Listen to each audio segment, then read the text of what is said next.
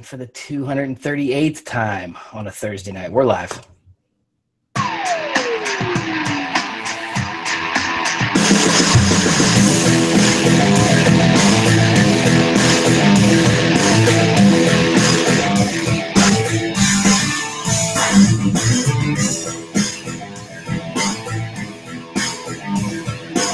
It's Thursday night. It's Gun News Weekly. It's another episode. Welcome, everybody. Ross is here. Casey's here. The Googler's in the house as well. He's going to yell at me about my pop-up. We got stories from all over Texas, Indiana, D.C., Oklahoma, Colorado, Missouri, Illinois. Where else? Tennessee. My list goes on. Ohio, Alabama, North Carolina, and California, just to name a few of the places. But we'll shoot it out to Colorado and say hello. And what's up, Ross? What's happening, brother? Another action-packed Thursday night.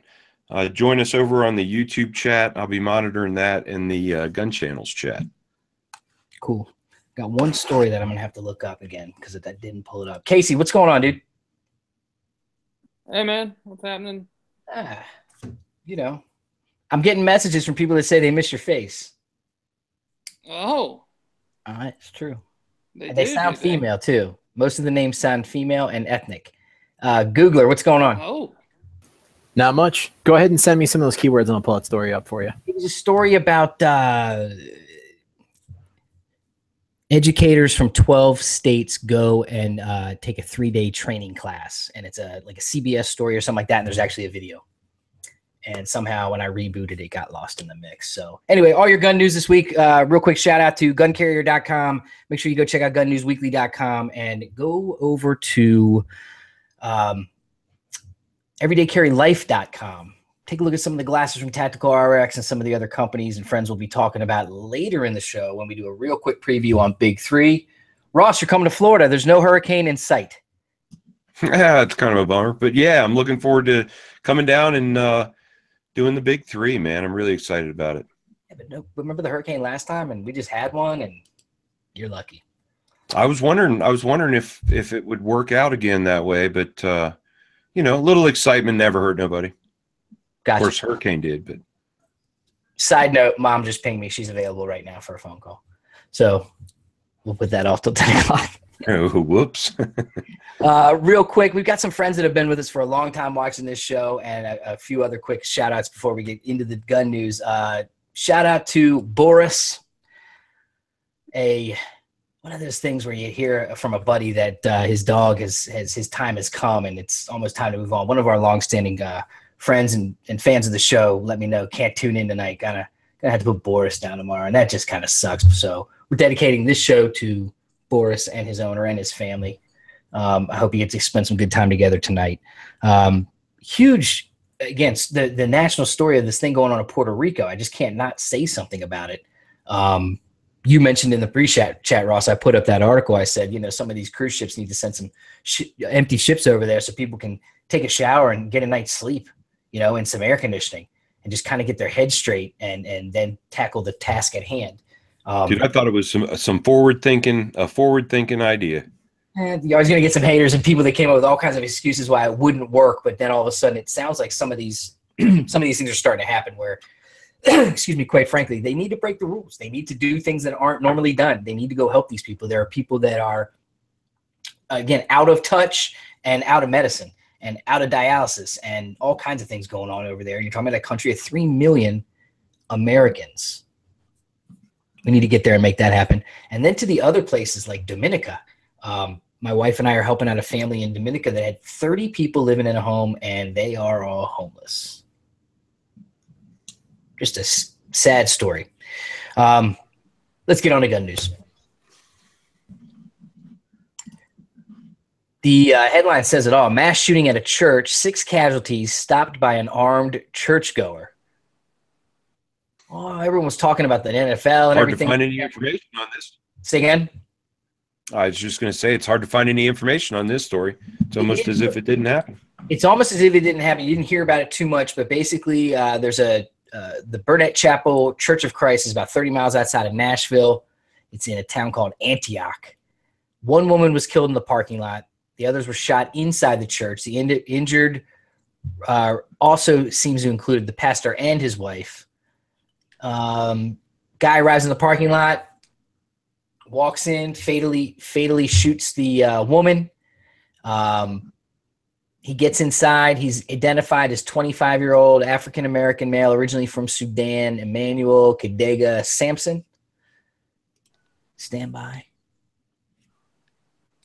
And they have 6 people in the hospital wounded by gunfire. The gunman was wounded by a self-inflicted shot to the chest. He's been taken to the hospital. They don't know if it was a suicide or an accident.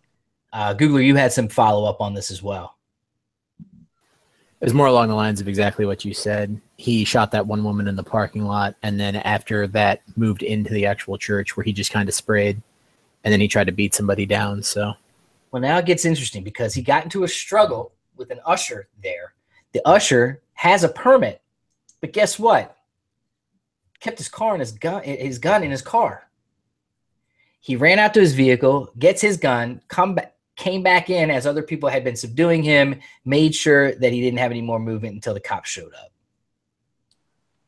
So once again, what's that old saying that we've been hearing left, right, and center? And again, I hate the fact that the 3-letter organization coined it because they just keep saying it in all the wrong times. So this is a perfect time where a good guy with a gun stopped a bad guy with a gun. That's what halted this action. And it would have been halted quicker if the guy had his gun on him. Let's just point out that fact. Absolutely. The importance of always being ready for something like that. You never know when it's going to strike. I'm sure it was the least likely of times, in his opinion. We've also talked about church stories in the past, including the tragedy ones, but also the church groups that we've covered in the past that have decided to get together on Sundays and make sure that prior to going in, they all know who is armed on that day and who's got so much covert security, I guess you could call it, if I remember that story correctly. And you have to, I hate to pick on the obvious, but you have to wonder why you don't hear about this in the news. I mean, you wonder if it has to do with the fact that a good guy with a gun stopped a bad guy with a gun, and that just doesn't fit a certain narrative, because this is big news. You know what I mean? When people start going after churches, that's pretty big news, in my opinion. And we've also discussed, I think it was last week or the week before, what's the number? What's the number on a shooting that gets our attention and gets the public's attention these days? 6. Yeah, right. The potential was there, certainly. Yeah. Potential was there, certainly, but a guy with a gun was there to stop it. I mean, I think it's big news, and it sounds like he was violent, like he pistol whipped somebody. You know what I mean? It was a violent attack on the church, and that I think that's just that's something that needs to get out there. And the fact that we haven't heard, I mean, basically anything about it. I mean, we really had to search for news. I think we all found out about it through different sources, and none of them were mainstream media. No one's talking about it on the mainstream news. I think it was a blip one afternoon, and that was it. Just happened. Let's see, there it is. Jumping around, we got a few random stories at the beginning here, and then we got some legislative related stories, and then some crazy shit to talk about. This was a little crazy too on the front end. Former Memphis police officer has been arrested outside the White House on weapons charges. Let's watch the video. A former what? Memphis police officer. Oh, okay. What'd you think I said? I just missed it. It blanked out on me. Here we go. There should be playing. It sounded like you said something minister. Now they're going to do this to me. This is what they want to do to me today. Sorry about that. When I grow up, I'm going to Mars. We're working on that. A personalized financial strategy. I can't even jump it. No, they're not going to let me do it. All right, we'll just talk about it. This guy, they found him outside of the White House with a cache of weapons in his car, and he had all kinds of stuff. The interesting part was when an officer approached him, he told him, quote, he came to the White House in order to speak with Admiral Mike Rogers and General Jim Mattis for advice on missing paychecks and how to get the dog chip out of his head. He said he had the microchip in his head. Uh-oh. He had more than 24 items, including a .40 cal Smith & Wesson, an M4 Bushmaster, an AK-47 Norinco, a Glock 30, a Kel-Tec 9 with silencer, brass knuckles, and several rounds of ammo. He retired as a patrolman in 2013. They're going to charge him with 6 counts, including possession of prohibited weapons. Obviously, in D.C., that's just the weapons charges alone. He's going to jail forever. We'll follow that one. Sorry, I couldn't get the video rocking there. That is a very interesting story. I mean, you definitely have people that are, I mean, I don't mean to assume that he's off his rocker, but it sure sounds like he's off his rocker. He's arrested and taken to an area hospital for observation. I'm sure they're going to give him all kinds of tests. Up next, we didn't get this one last week. We didn't either. It didn't hit until the day of, and we didn't hit our radar or whatever. I don't know. This happened last week. This is over on CNN.com. He can't hear you. Officers shoot and kill a deaf man after giving verbal orders. It's an interesting one. His neighbors tried to tell the cops that he was deaf. Magdiel Sanchez was deaf. He can't hear you, they yelled, as 2 officers, one armed with a gun and the other with a taser, gave him verbal commands to drop the metal pipe he was holding in his right hand. Minutes later, he was shot dead by one of the officers. It's unclear whether either officer heard the neighbor's warnings. Police said later they had confirmed with the victim's father that Sanchez was indeed deaf. He communicated with hand movements, and they believed that he was trying to tell the officers what was going on.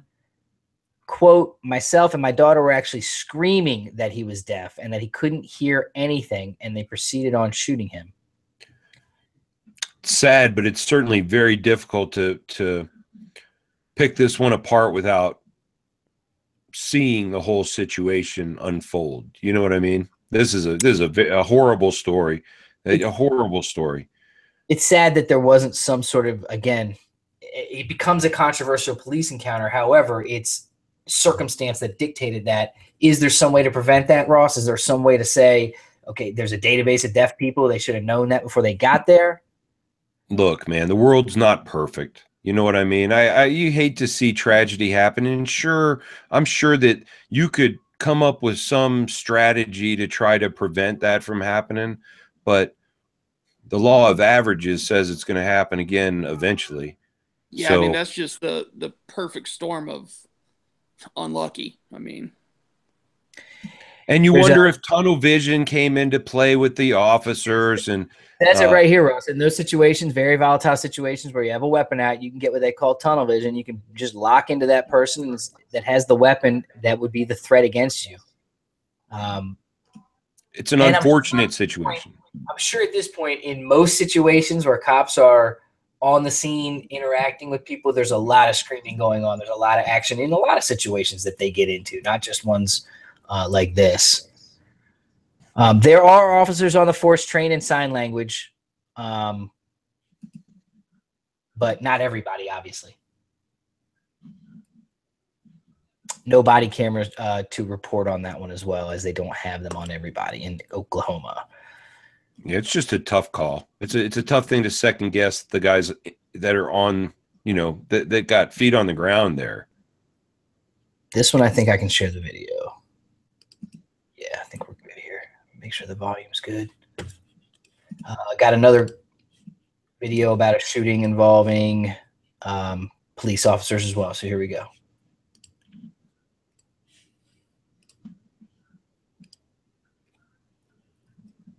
Oh, now my girl's gonna be mute.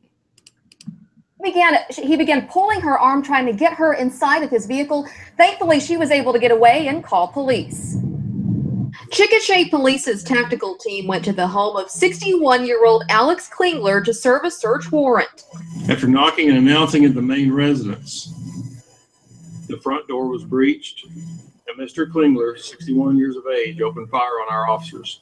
Sergeant Matthew Schoolfield, a 10-year veteran with the Chickasha Police Department, was shot at least 3 times. He was able to make his way on his own to a perimeter officer and collapsed. Officer Daniel Ramirez took shrapnel to his right forearm and around his left ring finger. Schofield and Ramirez were quickly removed and taken to the hospital. Chickasha police say that a total of 7 officers had different injuries, which included shrapnel bruises. In the end, Klingler surrendered and all officers surrendered. Chickasha Police Department or any other agency left their post. They stood their ground against an assailant.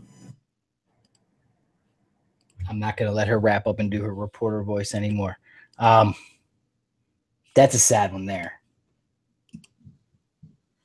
Indeed.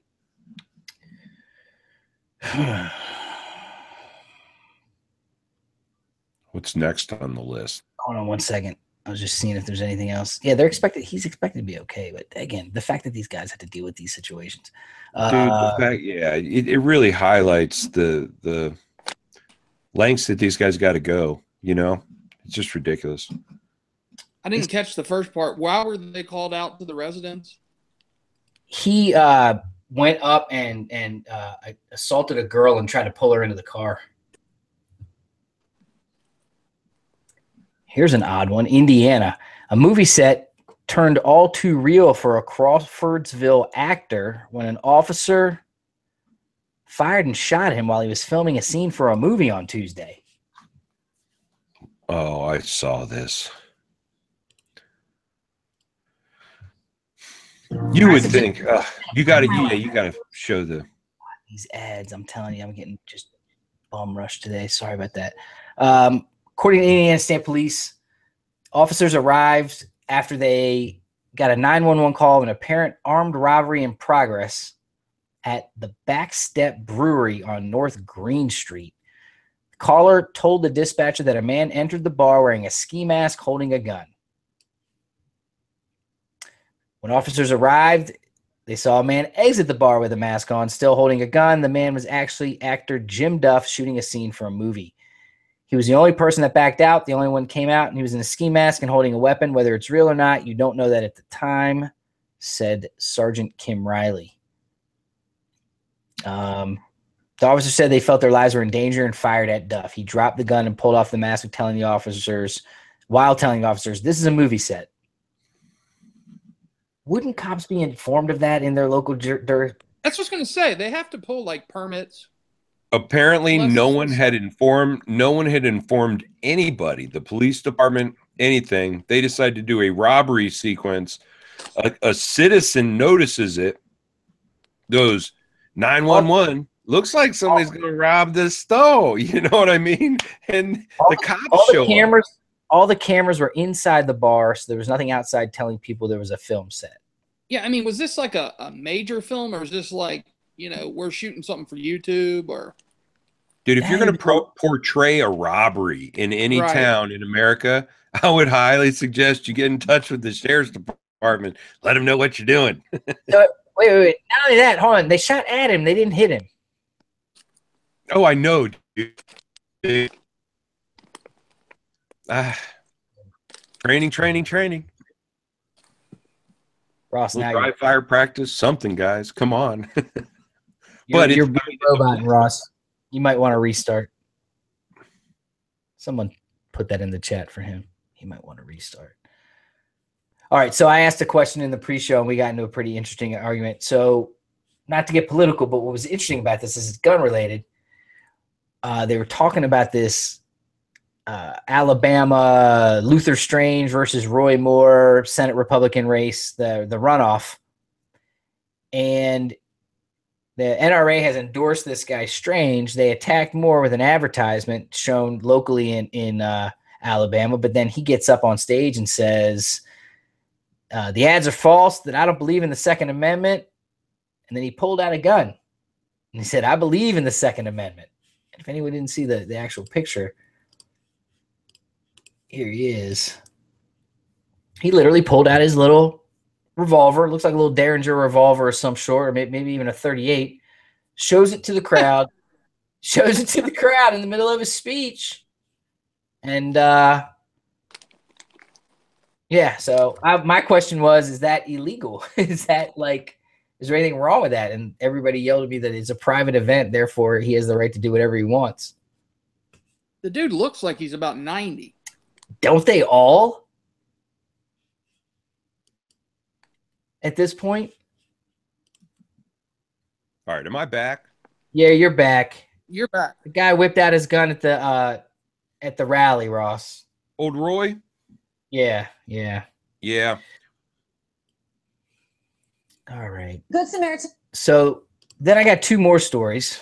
Tell us what you think about Roy in the comments. I'm curious as to what people think about that whole thing. Would you have a problem if that guy was up on stage holding a mic talking about political things and was like, "Oh yeah, I believe in the Second Amendment," and literally whips out his gun and shows it to you?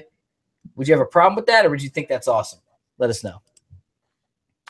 You know, the fact of the matter is they don't really even allow you to do that in a gun store.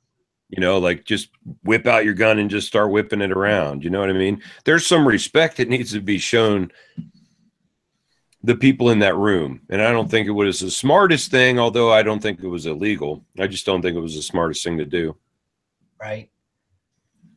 We talked about this one last week. The armed robber who went into the Starbucks. Casey, this is one of your favorite stories. It gets better.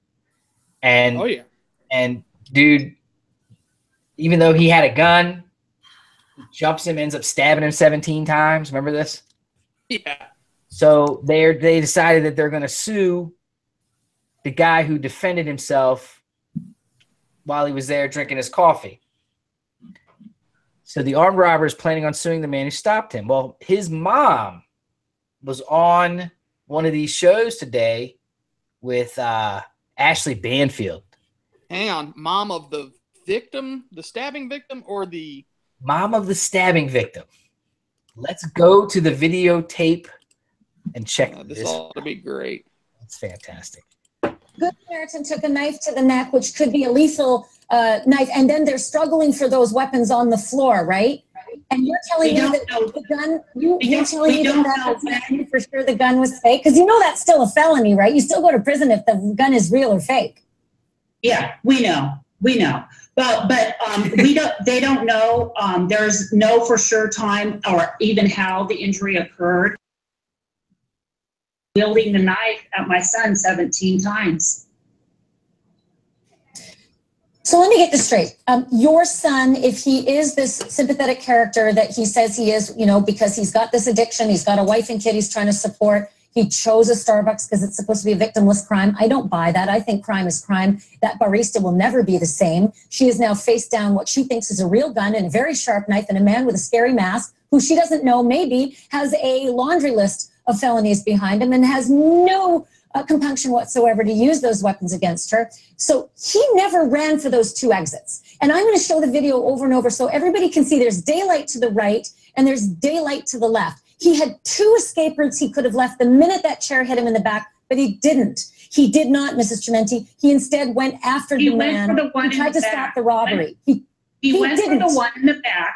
Yes, he did. And the baristas actually thought it was a joke. She testified under oath. She thought her co-workers were playing a joke on her. That's why she's laughing in the video. You can clearly see it. So do you think that when she sees blood gushing out of a man's neck that it's funny and that she'll still get over it? Actually, they had to bring in, Starbucks brought in counselors for the baristas because of what they witnessed that man do to my son. They were just that. It has nothing to do with the robbery. It has nothing to do with the Good Samaritan got a knife wound in his neck. Nothing like that? No. Nearly killing him. They had to bring people in because they were horrified what they saw, what he did to them. Do you really like? I know you're not. Took the fifth in court. Okay. He took the fifth. I know you're not cemented in on the idea of a lawsuit, that you're still considering it. But are you seriously considering suing that Good Samaritan who stopped the robbery, who stopped your son right there in the video from wielding a knife on anybody in that store? Not my choice.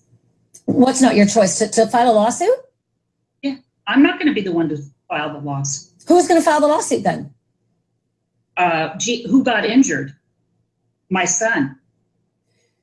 So your son is the one that wants to file the lawsuit, not you. We were misinformed. We were told it was you. Before you put people and report stuff, do your homework. Get the facts right. All right. I think we've had enough of that. Hey, it's hard to watch after a while. It is. it's crazy to think that this is her argument, Ross. If you're an adult over 21, your mom shouldn't be on TV in your behalf. I'm just saying. Ross, in that regard, I deal with the public, and this is the problem with, well, even my generation, and more so the generation after. The children can do no wrong. 100% enabled by the parents, and this is just proof of it. Her son is still the victim here. It's a total lack of personal responsibility. Absolutely. It's embarrassing. It is absolutely. Someone that spent, again, a good amount of time dealing with the greatest generation, as it's called, you know, the ones that fought in World War II and then came back and built this country that we now live in and have all these luxuries and take advantage of all the freedoms. Again, it's embarrassing to me, the younger generations, what they're doing. Well, you look at that mother, and now you know why he is that way. Kevin, I feel dumber for having watched it. I'm sorry that I embarrass you, Kevin. The segment of your generation that sucks, embarrassing. What it was, you look at most of our parents, you know, if your parents are, you know, in that 70, 80, you know, 65 to 80 age group, most of them, unless they were born into money, most people didn't have that much. That group of people, you know, kind of were the first to prosper and do things. And, you know, they wanted to provide their children and their families stuff that they never dreamed of when they were that age. So I feel the same way about raising my kids. Well, the problem is they took it 2 or 3 steps too far, you know, without teaching any personal responsibility, just to lean back to where it came from with an open hand. And that's what, you know, that's what's caused these problems in that group of people now. And that's not always the case. I mean, there's just people that have bad parents all around, but I mean, you know, sometimes it's better than having one that's a complete enabler that has formed their child into, if you see what I'm saying. I mean, absolutely. I don't know, man. I think if you rob somebody, you face the consequences. I mean, you roll the dice. He could have gotten shot by a cop. He was lucky he lived. Absolutely. Should be counting his lucky stars, not trying to like sue the guy. People. And it's not like my answer would be any different if that was my kid. I mean, you robbed a place. You're lucky, dude. You're lucky you still are alive. Those are big boy decisions. Absolutely. They are. I blame 2 things. The Kardashians, and as I posted on Instagram today, I blame the Buffalo Bills. They barely lost a game in 1970 by missing on a bad pass for a touchdown. That loss allowed them to get the first pick in the draft, wherein they drafted O.J. Simpson. O.J. Simpson met his wife as a result of that, and then allegedly killed her. This is Gun News Weekly. He then hires Kardashian to be his lawyer. They win the case. The Kardashians get famous. Sex tape. Buffalo Bills are at fault. Wow. 7 degrees of separation there. This segment brought to you by TMZ. Speaking of which, man, where have I been? Hugh Hefner died. On Hump Day. On Hump Day, yep. We'll get back to that. Let's take the half-hour break real quick and shoot on over to guncarrier.com. I got an article up there about Nexus Shooting Center. You guys have not been to Nexus. And what makes it different. Let me show you real quickly. Watch this badass video on Nexus. Can't remember that guy's name who put it out there. It's out there. It's at the bottom of this one. So anyway, it looks like an Apple store inside and out, and that's kind of what it's called, a museum. You know, you go in, these walls are actually video walls that have the actual real guns up there. He's got a couple different kinds of ranges in there. The really cool stuff is the Nexus ranges, which you program on the little keypad there on the left, and different scenarios, whether you want to shoot ducks or spinning wheels or asteroids or all kinds of, they have different challenges and that kind of stuff. but you actually are shooting your real gun into a video screen while there's stuff going on the video screen. They have a permeable membrane that allows the hits to be detected. And this is all one of a kind because the owners created this stuff by themselves from scratch. And there is a video in here that you can watch and learn a little bit about how that actually happened, how these two brothers decided to get into something that neither of them were a part of at the time. So go check that out over on guncarrier.com, and make sure you check out on Friday, tomorrow, I'll have up the Big 3 preview article. So check that out over on guncarrier.com. You got to believe that technology, Kevin, is going big places with the VR and the ability to have this self-healing walls and whatnot. You got to believe that you're going to be able to walk into a round range and shoot 360 at some point in time. Well, not even that. How about you and I discussing that? You go to yours and I go to mine. You go to your Nexus, I'll go to my Nexus on a Friday, and we'll duel, and you'll shoot and I'll shoot, and we'll watch each other's scores as they're coming. Or have like target competitions, where they have different targets and whatnot. Yeah, that'd be badass, man. That'd be badass. Part two of that video and article is going to be about the business of Nexus, why they chose to put this place where it is, which is, again, it's right around a bunch of other places that you can shoot. But also, again, they're going to double their size, Ross. And it's already a big place. So, well, they really tailor it. They really tailor it for you. You know what I mean? You go in there, you check out all the guns. I mean, I had the benefit of watching the video, so I kind of saw what was going on there. But kind of a la carte, man. Everything from a SCAR to bolt action to pistols to whatever you needed, they had it. Yep. Pretty cool. Yep. So the other thing we've been talking about, back to gun news, is the series of the rash series of all the different smash and grab gun store robberies all over the place, and plenty in Colorado, where Ross is. They busted two guys for one of the gun store burglaries in Springfield, Colorado. A couple of guys were busted. The story's interesting. They traveled from Missouri to Springfield, Colorado with the intent to buy marijuana they could sell for a profit back in Missouri. The deal fell through. They decided to steal firearms from a local gun shop. They took 19 guns, including 5 rifles, from Best Way Sales in Springfield. They then drove the stolen firearms from Colorado to St. Louis, Missouri, where they sold most of the stolen guns. How did they get busted? I don't know, but they're both up for 10 years in prison and up to $250,000 in fines. Plus, they'll get trafficking. I mean, once you stay across straight lines. No, that's what the ATF. Gotcha. Charge. So not even to mention the theft. Mm-hmm. So, well, I still am a big proponent of lock your shit up. I mean, let's put it this way, dude. I was actually driving by a motorcycle shop today, and they take all their shit out at night and lock it all up in connexes at night, and then bring it all out during the day.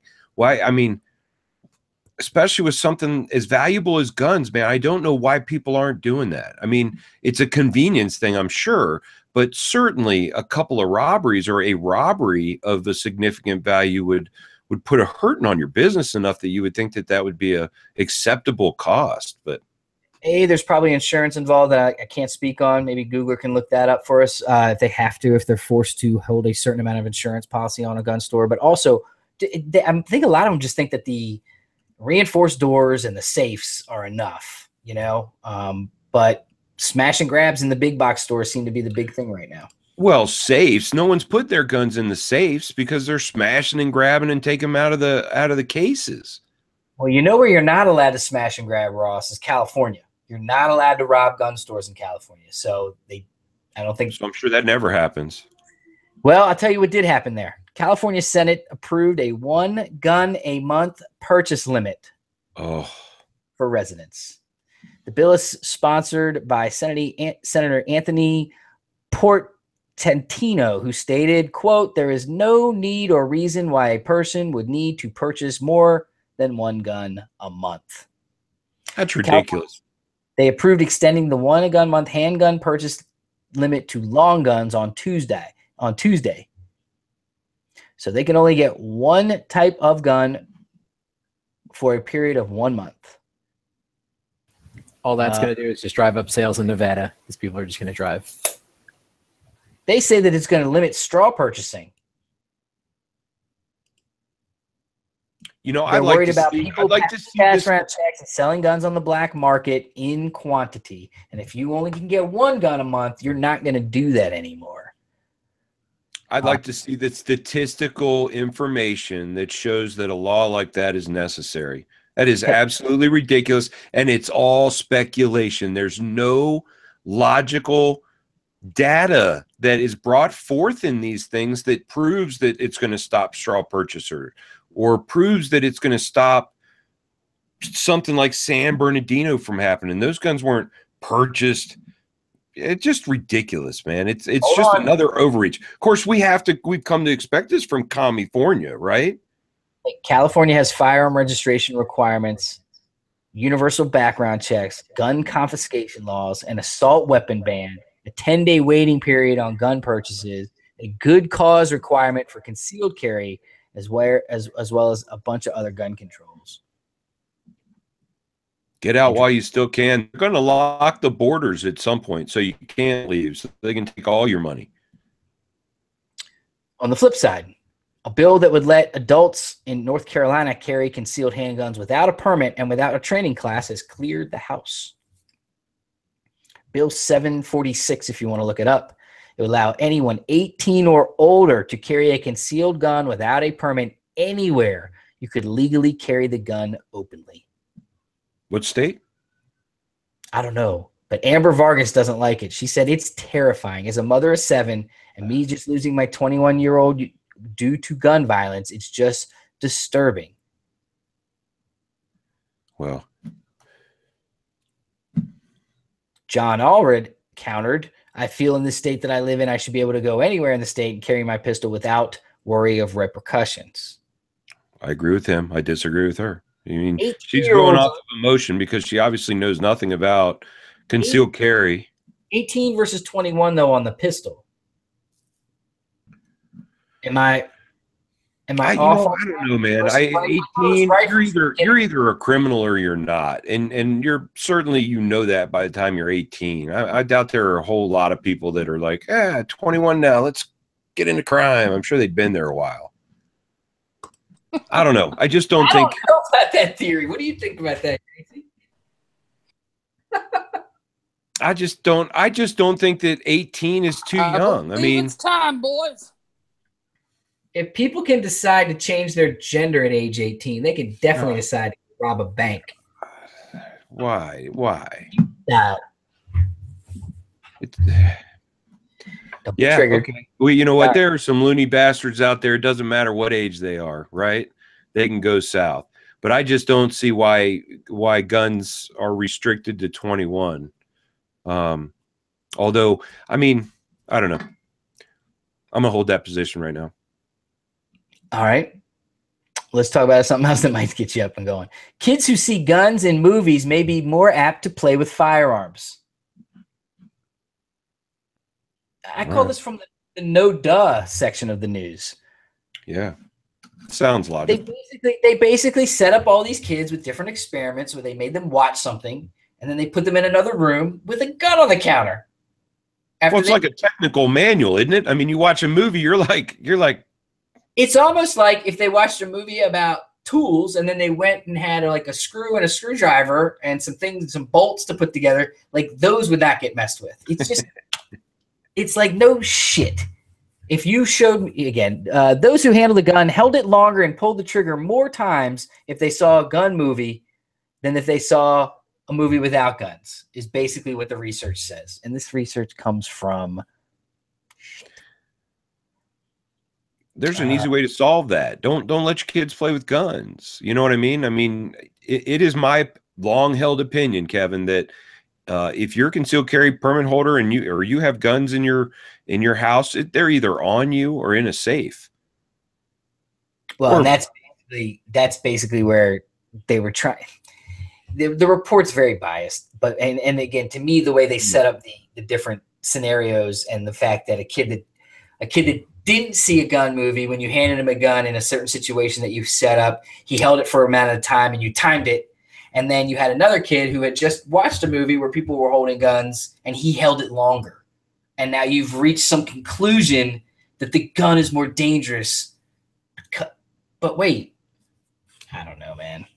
It's just that your kid's more dangerous. You know, I mean, he's going to be a shooter if he watches a gun movie. I found up the co-author of the report is a psychology researcher at Ohio State University in Columbus named Brad Bushman, if you want to look up this whole thing. Anyway.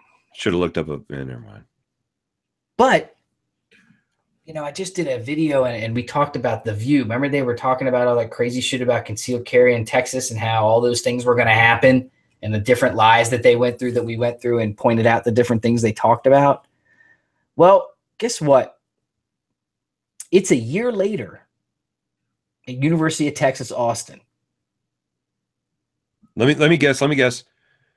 There's a murder every week. No. The concealed carry permit holder always gets away with it. The University of Texas police responded to 4 gun-related incidents in the past 12 months, but only one, involving a photo shoot for a newspaper, can be tied to the controversial state law permitting students to carry concealed handguns in most campus buildings. Permitting students who have a permit to carry a concealed handgun. Of course. They thought there would be all the campus is safer overall.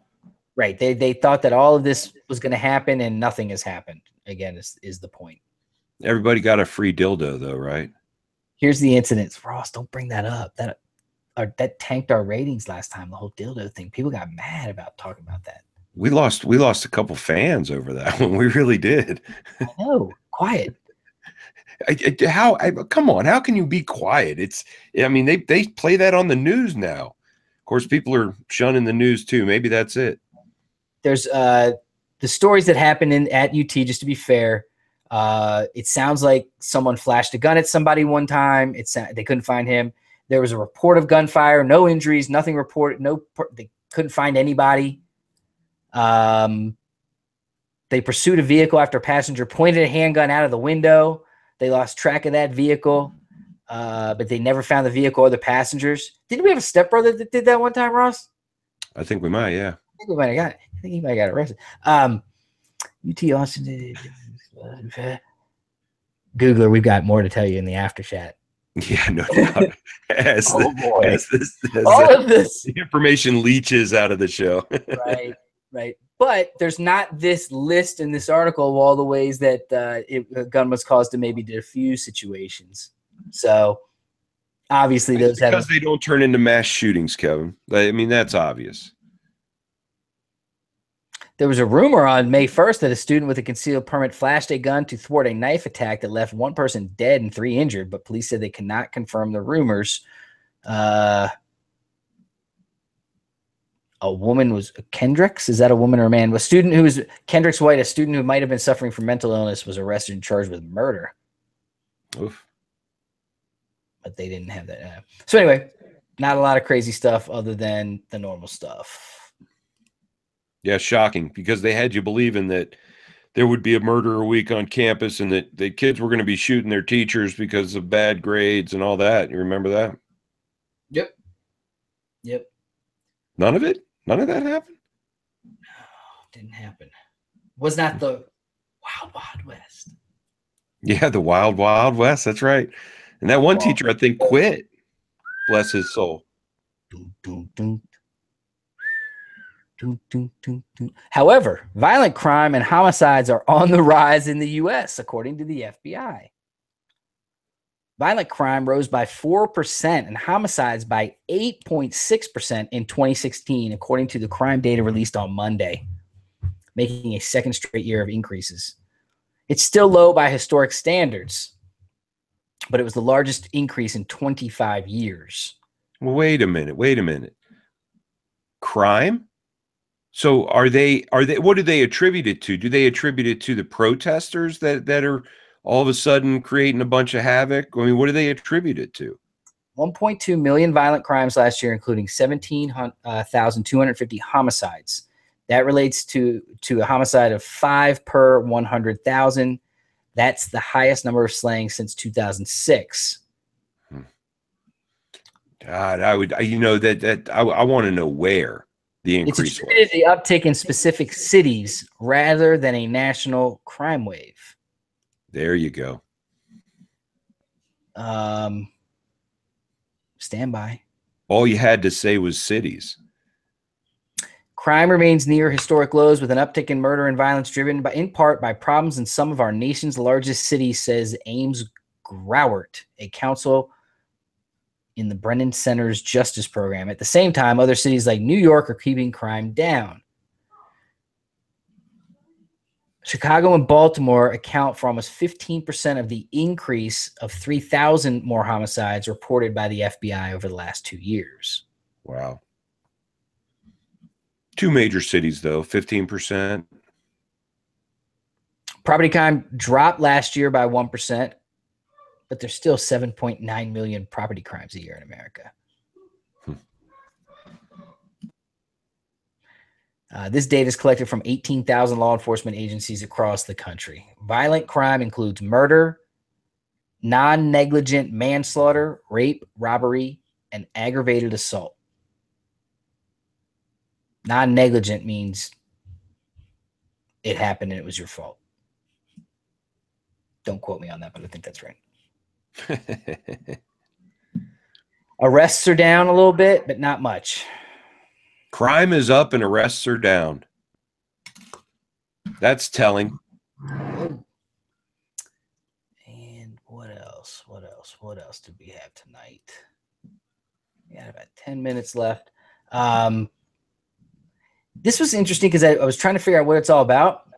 The ATF traces record number of crime guns for the 4th straight year. Whoa. Say that again. That was almost a tongue twister. Say that headline again. ATM traces a record number of guns used in crimes for the 4th straight year. Okay. The agency performed more than 400,000 gun traces from October through 3 weeks of September of 2017. Why do they're doing more tracing? Because more agencies have utilized the system and found value in it. Huh. Every police department in the United States has the option to submit a gun to the ATF for tracing. Historically, many departments have submitted them only in high-stakes cases. A successful gun trace provides information where a firearm was manufactured, who it first imported it or sold it. And then who it was sold to through the NICS system. If the gun changes hands several times following its original sale, police are tasked with tracking this weapon through its various owners. Man, this is at first I'm like, oh, this sounds like the people are actually doing their job. But you wonder, are they all guns used in crimes at this point? Are some of these guns part of buybacks that we've been talking about lately? Back in '88, you could get away with anything. Look at this. There's no tracing going on at all. I don't think they had the technology. All right, we got about 9 minutes left. Casey, you still with us? I'm here, brother. You ever had any guns traced? No. Okay. Negative. All right. You guys know what's coming up? Definitely not by an ATM, right? As you stated. Yeah, you did. You said ATM instead of ATF. But did I really? Yeah, I was going to collect some money from you here, but nah. Need to. My bad. All good. All right. What y'all know about Big Three? Here again, a year later, because we missed last 6 months ago due to family issues up at the Daytona area with our friends up there. And again, what's really cool about that is everything's back to good. That's good news. Um, and the last year we had the hurricane that rolled through on us. That was fun. So we had one day. Yeah. And then we went on, but everyone's asking, what is it? Ross, a lot of new viewers, a lot of people that have no idea what Big 3 is. And tomorrow on Gun Carrier in the morning, new article, new video, check it out. And also you can check out Bill Frady's Lock and Load third hour when I was on there about a week ago. And that's actually embedded into the article that's coming up as well. But we get down and give you a real good idea of what Big 3 is all about. It's so much fun. It's such a personal event. You know what I mean? You get in, you really get to know a lot of these guys. You get to know their product very well. And it's a lot of fun. Let's take a step back. It's a private firearm industry promotion event, as it says right there. It's 3 days long, and it's a private shot show for media to interact, as Ross is saying, with various vendors and manufacturers, not just with guns, but all kinds of different things within the firearms world. I lost the chat, Ross, but you had the list there still? Or I do. They got some knives, a knife company coming in this year. Well, not just a knife company, Ross. You have any idea who that is? That's I'm excited about that one. Microtech. I'm very excited about Microtech. Yep. I hope they bring all the cool stuff. My friend had some of the Star Wars stuff, some of these exclusive high-end things. Dude, Microtech is killer. Badass, right? Oh, yeah. I'm very interested in talking to them. So isn't that Marfione's company? I don't know. I'm going to learn all about them. We are going to learn all about them. Right. It's going to be a lot of fun. Great. For sure. Ross, also, before we go to that list, so basically it's briefings in the mornings, hot and cold range in the afternoon, where we're out there on the range, and we'll get a notification. All of a sudden it'll go cold, and you can actually talk to the people about the stuff, and then it'll go hot again, and then you shoot the stuff, and then it'll go cold again. Thank you. Some of the regulars that we're going to see there, it looks like RS Regulate, our friends that do all the different mounts for the AKs and different mounts for all kinds of different shotguns, all kinds of things. All kinds of good mounts, yeah, for basically any kind of weapon. Shoot Steel will be there providing targets, I'm sure. Spikes Tactical will be there. Tactical RX, our friends from Colorado, will be there as well. I don't know what's new other than they'll probably be showing everybody their new line, which I'll be wearing, of course. Tactical Walls will be in the house. Looks like Troy Industries, Ross. I do not know that one. You know, I'm actually excited. I know they were coming. I mean, I know who they are. I was about to say, how do you not know who Troy is? I do actually. I actually interviewed him at SHOT Show about 2-3 years ago, I think. Looks like we'll be blowing up some stuff with U.S. Chemical Supply, WMD Guns. I don't know which one that is. Wolf, but we'll get to know him, of course. Riley Defense will be a new one there with Pioneer. Looks like PSA, MTR Holsters. We know they do great leather stuff. We'll have to get into some leather this year, Ross. Yeah. She's they make some beautiful holsters. I've seen some incredible exotic hides used on some incredibly detailed holsters. So sounds kinky. You're gonna meet my friend Ross. Yeah, actually, maybe you have at SHOT Show before.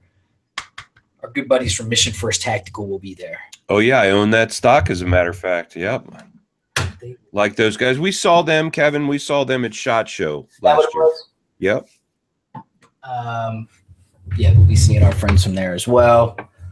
Looks like Medieval Industries, Modern Spartan Systems, and I'm going to miss a few, but we'll cover them all. And the great thing about the preview show is we always get them at the live show if we don't get them here. Huntertown also maybe some sort of thing that they do with somebody else. Krebs Customs, which I can't wait because I'm going to. Can I say this? I'm going to do something with Krebs. I don't think they know. They do know. Dude, Krebs doesn't know you're going to do something with him? I'm going to bring a gun and this time and actually say, here, do what you do and see what happens. Dude, his stuff it's work of art level, man. I've heard, and again, I've heard it's worth the wait. And again, I have friends there, not just Mr. Krebs, but some of the guys that work there I hung out with in Vegas at a party one time. I have his card. His name slips my mind, but he'll be there. I know he'll be there. And I said, there's him, but there's the younger guy too from Europe that was like working at an armory in the block somewhere before he came over here. I'm not kidding. High threat concealment. Our friends there, again, my choice for inside the waistband. Kydex / Boltaron is what they use. And actually a couple outside the waistbands. It's just a great material, and they know their stuff. Little company you might have heard from before. They make black guns.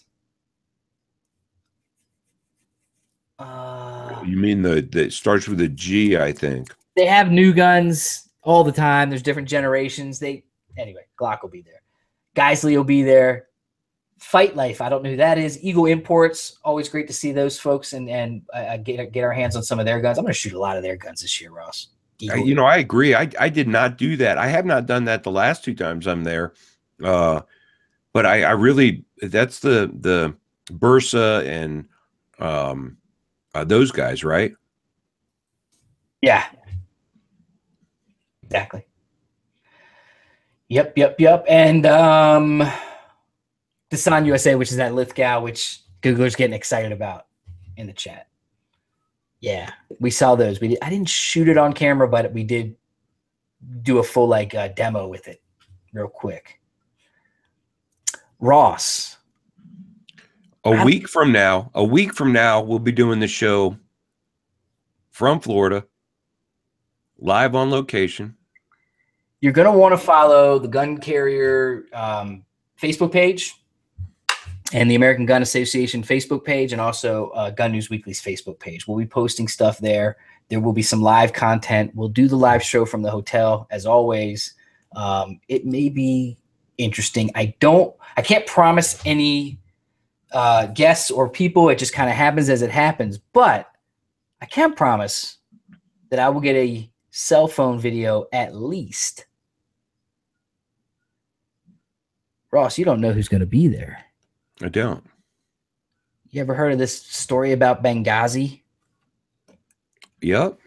You ever heard about a guy named Tonto? Yeah, man. I follow him on pretty much all his social media. Sure. According to his social media, he will be somewhere in the neighborhood of Big 3 this year. So wow, that'll be awesome. Very cool. Very cool to meet him and again, exchange thank yous and well wishes on behalf of everybody that watches the show.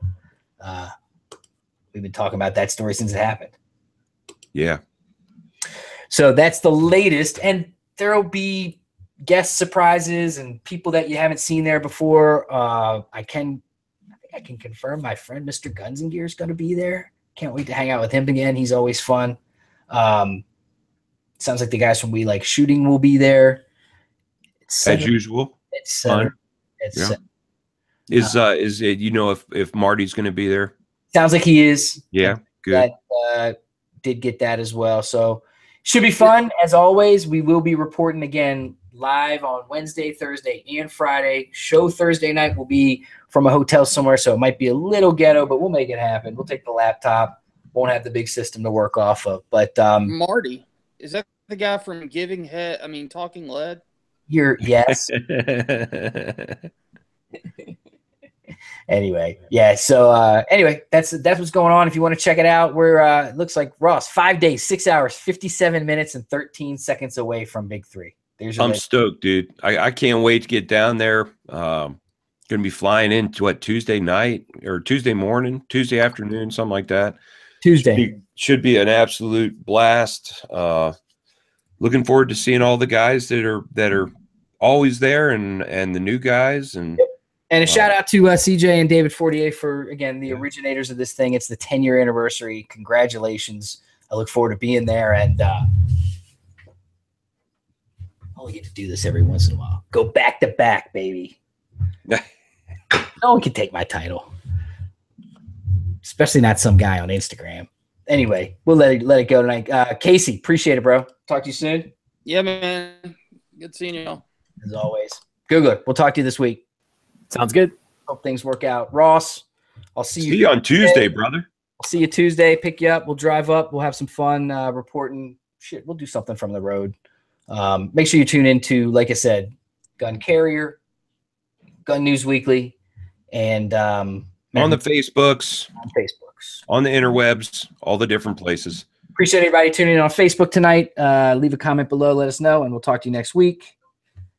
and on YouTube. Thanks again. Appreciate it. We'll talk to you next week. Please share this with your friends if you liked it. If not, don't share it and just show up next week. Keep watching. Just keep watching. Show up next week and We'll hope it's grow on better. you like mold. Mold. Award-winning mold. Talk to y'all soon. Take care. Peace.